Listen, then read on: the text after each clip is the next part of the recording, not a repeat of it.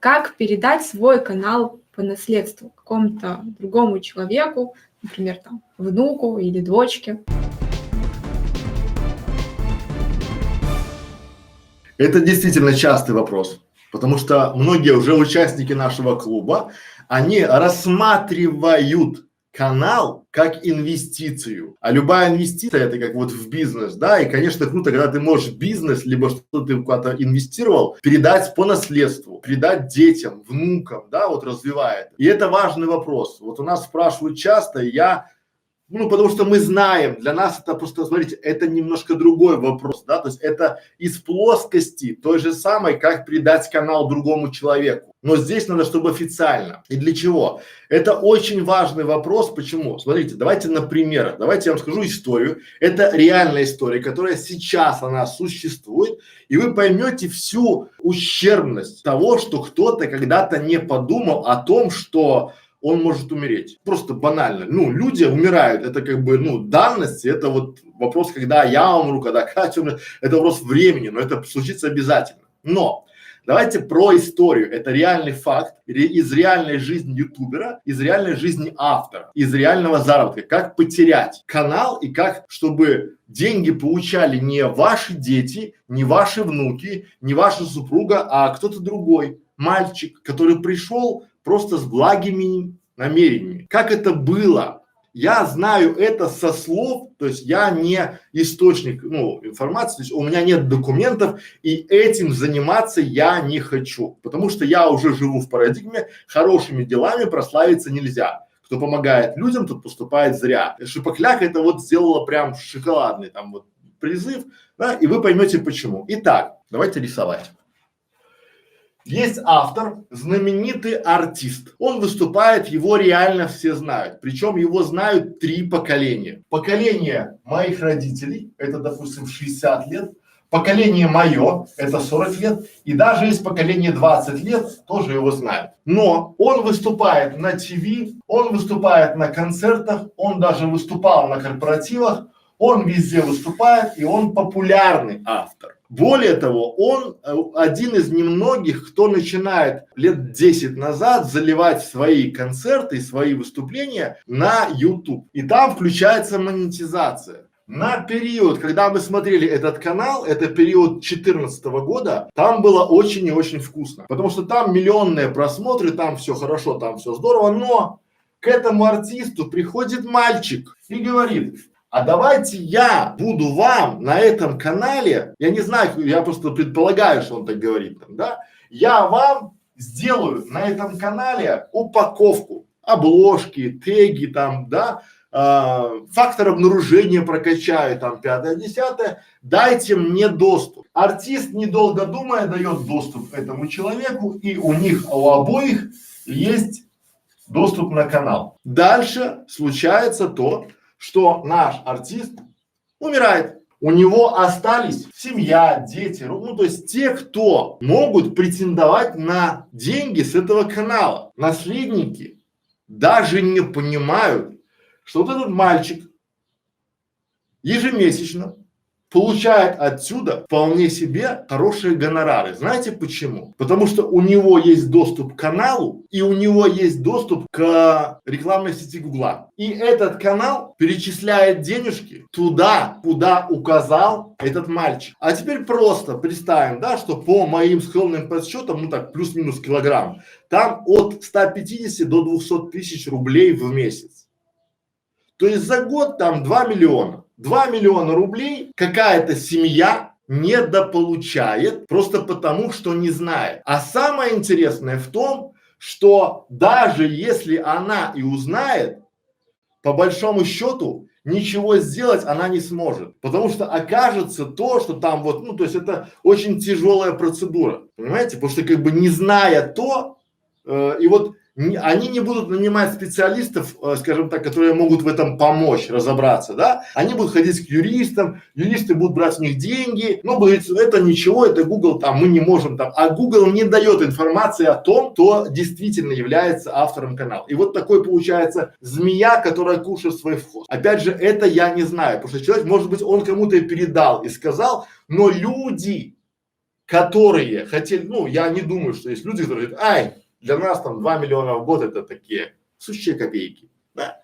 Но возьмем уже, его нет 2 года, соответственно, ну, я не люблю считать чужие деньги. Я вам просто показываю, как это работает. А это реальная история. И почему я сюда не лезу? Потому что я знаю, что если я пойду долбить мальчика, то я для мальчика буду враг номер 1. Представляете, ему приходит каждый там месяц 200 тысяч рублей, я прихожу, они не твои. Потом я прихожу к родственникам этого артиста и говорю, вот там можно, вот так и вот так можно забрать. Они говорят, молодец, Александр, большое тебе спасибо, держи. В лучшем, нет, не будет даже держи. Скажу спасибо большое и забудут про меня тут же. Ну, потому что, ну, а что тут такого, это же их имущество. А теперь смотрите, я буду врагом номер 1 для мальчика и так себе знакомым, которые, да, потратить надо кучу времени, нервов, сил и нажить себе врагов. Так вот, что делать, чтобы такой, это вот реальная ситуация, чтобы такой ситуации не было. Очень важно на начальном этапе для себя нарисовать схему. То есть эта схема также работает. Давайте вторая история для закрепляющего материала, чтобы у вас была. Владелец салона красоты открывает салон и открывает канал. Он ничего не знает, ничего даже не подозревает, да, то есть он открывает и вызывает мальчика. Вызывает мальчика, который помогает делать канал. Все идет хорошо. Спустя 2 года мы приходим сюда на этот канал и говорим, надо там обложки поменять, надо там то, надо это, там 5-10, а там уже есть аудитория, там просмотры, там есть уже этот канал ищется по запросам. И в этот чудесный момент я понимаю, что канал не принадлежит владельцу салона красоты, а он принадлежит мальчику.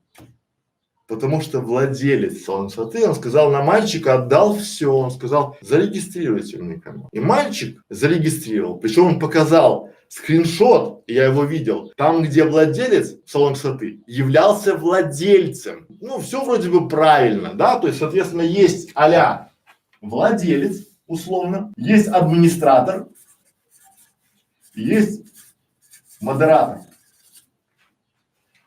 Все красиво, все ярко, все прям хорошо. И мальчик показывает, вот, смотрите, вы владелец, вот он показывает скриншот. И там ваш адрес, мальчика адрес и модератора адрес. Есть одно но, называется, у канала есть еще основной владелец. Очень часто этим пользуются различные инфо-цыгане. Они не показывают, что здесь висит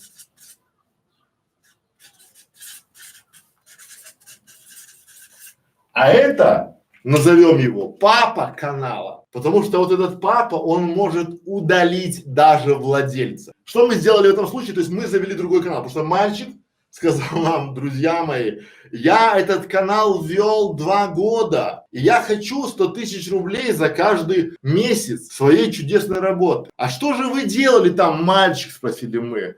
Он говорит, а я не намерен вам открывать свои наработки по продвижению канала в YouTube. То, что я делал, это мои дела. 2 миллиона мне, я вам канал передаю. Я уже владельцу сказал о том, что это все можно сделать за 2 миллиона заново и не боясь того, что мальчик что-то начудил в этом формате. Понимаете? Это все из-за банального незнания.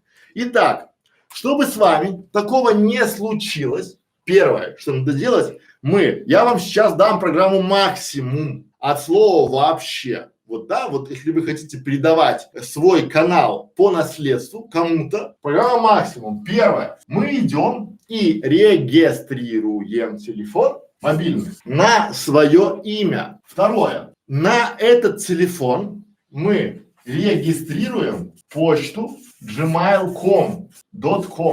Важно, не Gmail.ru, не Яндекс.ру, не Mail.ru, Gmail.com. О том, что такое Google, какие у него есть сервисы, у нас есть специальный ролик. Когда мы начнем регистрировать эту почту, нам Google спросит, дайте телефон для подтверждения, что вы не робот. Но этот телефон потом будет использован для восстановления пароля на этот адрес. Третье, мы заводим канал именно на эту почту, которую мы сделали для себя. И ее знаете только вы. Вот только вы. И она не палится ни на почтах каких-то там, ни в спаме, ни где-то еще. Вы никому ее не даете от слова вообще. Вы можете сообщить ее тем людям, которые, ну, которым вы планируете передать наследство, это все. Четвертый момент. Эта почта является основным владельцем этого канала. И пятое, назначаем владельца. И уже